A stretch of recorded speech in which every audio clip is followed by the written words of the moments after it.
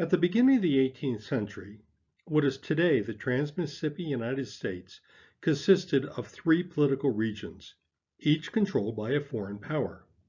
By early in the 20th century, those areas were part of the United States and were broken into 22 political divisions, with the borders being essentially as they are today.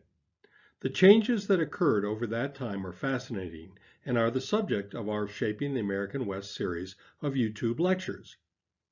Period maps provide a unique perspective on this topic, for they show us the political situation in the country in, as it were, real time, as the borders were drawn and redrawn, even when the borders lasted for just a short time. These lectures will look at the shaping of the American West using original maps from the period to help illustrate this complex subject.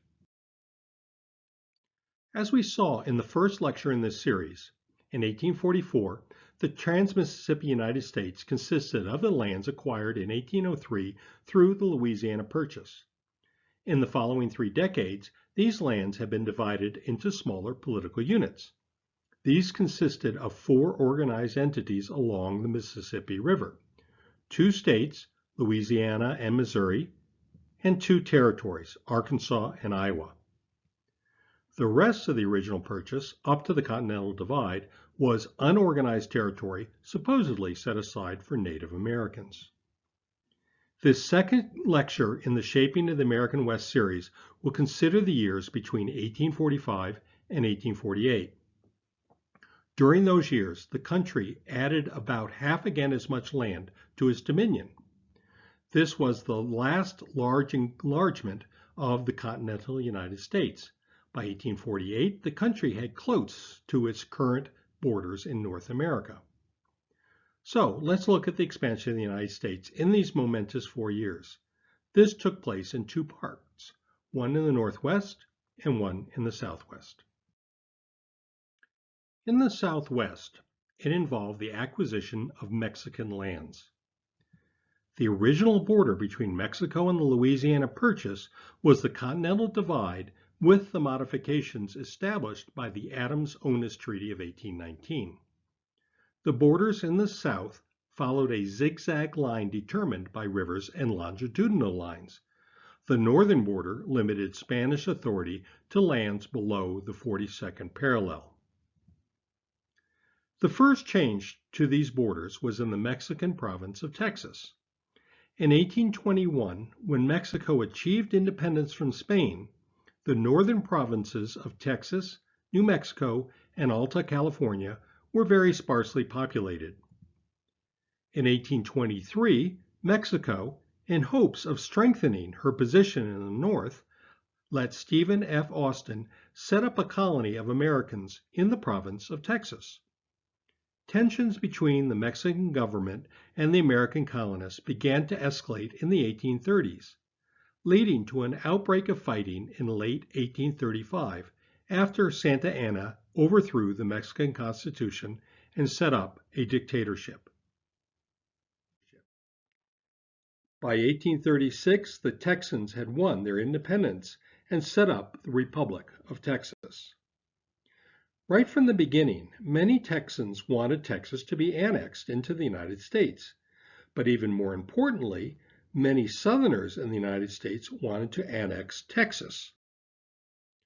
This desire was driven to a great extent because of the Missouri Compromise of 1820. As we saw in the first lecture in this series, this compromise established that, with the exception of Missouri, no slavery would be allowed north of the 36° 30' latitude line.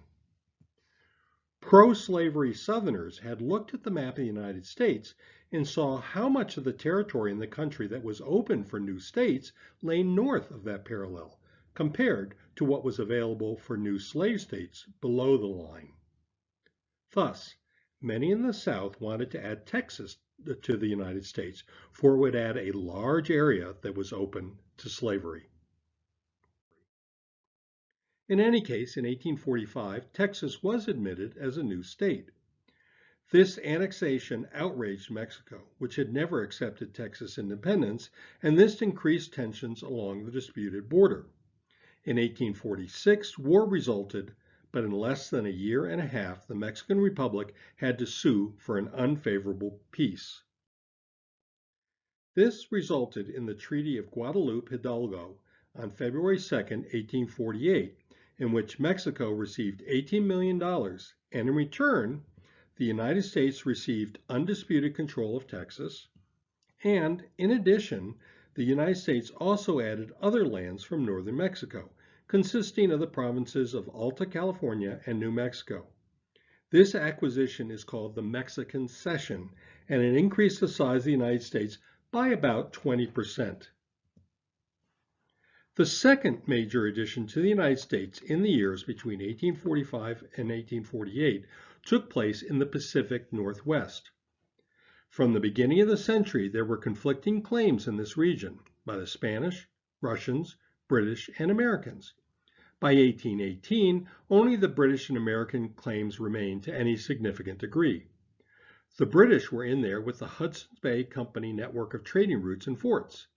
The Americans claimed the area because of Robert Gray's discovery of the Columbia River in 1792 and the Louisiana Purchase. But mostly the Americans wanted the area to provide them with an outlet to the Pacific. A treaty in 1818 between Great Britain and the United States set the 49th parallel as the border between British Canada and the United States from west of Lake of the Woods to the Rocky Mountains. West of the Rockies, it created joint control of the so-called Oregon country, which was then relatively unsettled. This joint control, of course, didn't work.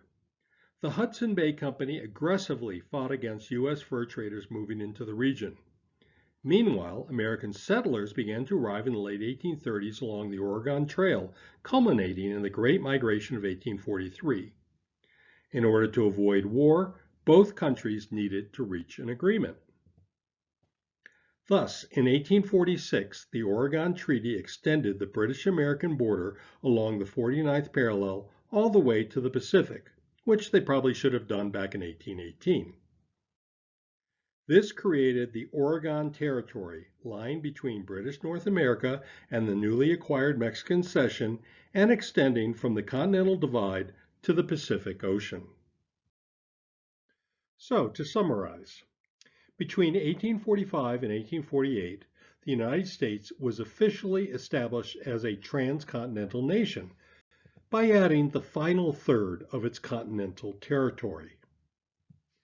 Just before mid-century, the Trans-Mississippi American West consisted of a series of states and territories along the Mississippi River, the state of Texas in the southwest, a large Oregon territory in the northwest, two ex-Mexican provinces, Alta California and New Mexico, and the vast region in the middle of these, which was mostly unorganized territory set aside for Native Americans. These 4 years, from 1845 to 1848, gave the U.S. pretty much the continental borders it has today. The population of the newly acquired lands was relatively small. By the census of 1850, there were over 23 million citizens of the United States, of which less than 400,000 lived in the American West outside the states and territories right along the Mississippi River. After mid-century, the population would grow rapidly as a result of gold and silver strikes and immigrants looking for land to settle in. This led to the need to break up the large territories in the American West into smaller units. The citizens of the West wanted more local control, and the large territories were difficult to govern. In the next lecture in our series, Shaping the American West, we will see how the American West began to be divided into smaller political units, from mid-century to the beginning of the Civil War. Thank you for viewing this lecture about the changing American West between 1845 and 1848. We hope you found it enjoyable and informative. If you have any questions, please do not hesitate to get in touch. If you would like to see a selection of original antique maps, please visit our website at pps-west.com.